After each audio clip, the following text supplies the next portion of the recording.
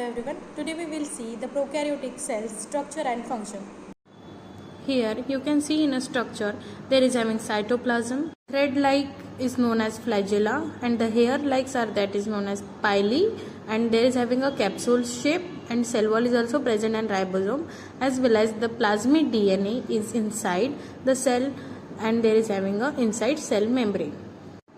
Prokaryotic cell means क्या होता है? इसमें ट्रू न्यूक्लियस नहीं होता है और इनका साइज भी छोटा होता है और ये यूनिसेल्युलर मतलब सिंगल सेल के होते हैं और इनका जो सिंगल सेल का स्ट्रक्चर है वो नहीं होता है, that is there is no having membrane, okay, as well as इसमें राइबोसोम होते हैं बट छोटे होते हैं, ओके, और जो सेल वॉल होती है उसमें होते हैं पेप्टिडोग्लाइकन. आप देख सकते हो वहाँ पे एक ई कोलाई नाम के बैक्टीरिया का वहाँ पे as a prokaryotic cell diagram निकाला है.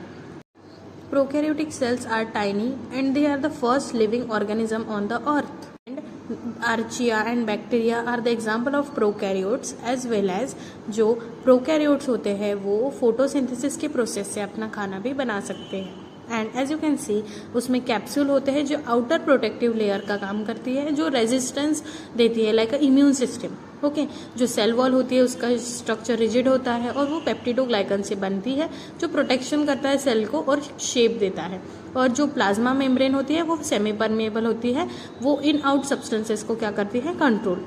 और जो न्यूक्लियोइड रीजन होता है उसमें होता है DNA, okay, but there is not a proper DNA and not a proper membrane bound nucleus, okay. इसका जो क्रोमोसोम होता है वो सिंगल सर्कुलर डीएनए का मॉलिक्यूल जैसे होता है जिसमें जेनेटिक इंफॉर्मेशन होती है that is essential for replication. और जो प्लाज्मिड है वो स्मॉल है, सर्कुलर डीएनए मॉलिक्यूल्स है उसमें और बहुत सारे जेनेटिक मटेरियल्स उसमें होते हैं.